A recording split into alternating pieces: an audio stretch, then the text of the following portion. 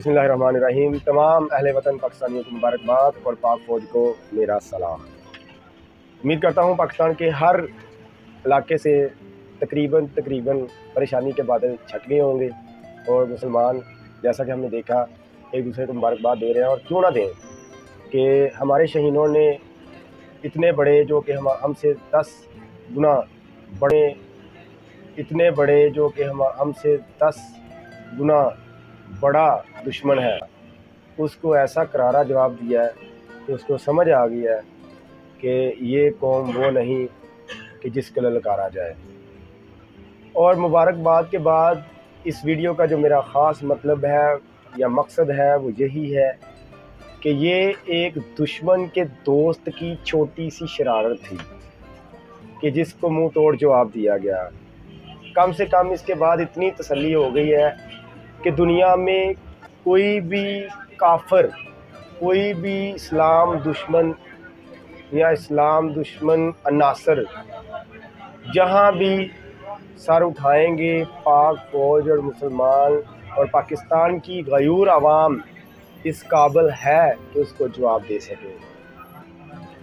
तो जंग अभी बाकी है।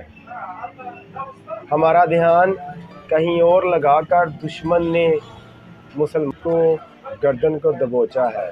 फ़लस्तीन और यमन इस वक्त दुश्मन की तोप के गोले का नवाला बना हुआ है, क्योंकि हमारा ध्यान हटाने की कोशिश की गई, लेकिन हमें बहसीयत मुसलमान हम हालत जंग में हैं और जहाद का जो जोश और वलवला इस वक्त आवाम में है, दुनिया के हर मुसलमान में नज़र आना चाहिए।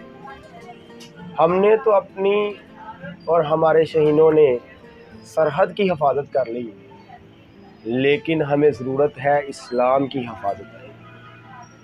कलमाए हक़ की सदा को बुलंद करने की ज़रूरत है। सरहद अगर लुट भी जाती है तो मलाल नहीं, कलमाए हक़ पे अगर आँच आती है तो मुसलमान का रहता कुछ भी नहीं। पाकिस्तान की गयूर आवाम की तरफ से और बहसीयत मुसलमान जनाब chief of army staff Asim Munir साहब से ये इल्तिजा करता हूँ कि हमारे फ़लस्तीनी भाइयों और यमन के भाइयों के लिए कम से कम यहाँ से एक आवाज़ उठाई जाए कि हम उनके साथ हैं। उसके बाद मुझे उम्मीद है कि दुश्मन की दौड़ें लगेंगी और हम चाहते हैं कि दुश्मन को उसकी सरज़मीन पर धूल चटाई जाए, जैसे कि हमने अपनी सरज़मीन की हिफाजत के लिए दुश्मन को धूल चटाई है। और अगर दुश्मन समझदार हुआ तो मुसलमान के जवाब से, क्योंकि दुनिया में कहीं भी कोई मुसलमान अगर जुल्म सितम का निशाना बना हुआ है, कुफर के आगे डटा हुआ है, तो हमारा हक बनता है कि हम उसका मदद करें, उसकी मदद को जाएं। अगर हम नहीं जाते तो हम इस्लाम की हिफाजत नहीं कर रहे, बेशक हम अपनी सरहद की हिफाजत कर रहे हैं। तो इसलिए मेरी इल्तिजा है कि हमें इस्लाम की हिफाजत के लिए निकलना चाहिए और अपनी पाक फ़ौज से और अपने सिपह सलार से ये इल्तिजा है कि आप इस्लाम की हिफाजत के लिए भी निकलें और इस्लाम की हिफाजत के लिए लुटा दें सब कुछ। हम तैयार हैं, हम आपके साथ हैं। और मैं अपनी पाक फ़ौज और अपने शहीदों की जो इस 2-3 दिन की साजिश, दुश्मन की साजिश में जो जंग शुरू हुई थी, उसमें जिस तरह दीदा दलेरी से हमारे नौजवान, हमारे शहीद लड़े हैं, उनको खराज तहसीन पेश करना चाहता हूँ। और ये अपनी तरफ से मैंने बहुत कोशिश की, उनको चंद शेरों की नज़र करता हूँ। ये मट्टी शहीदों की मट्टी है और ये बाजी हक़ की बाजी है।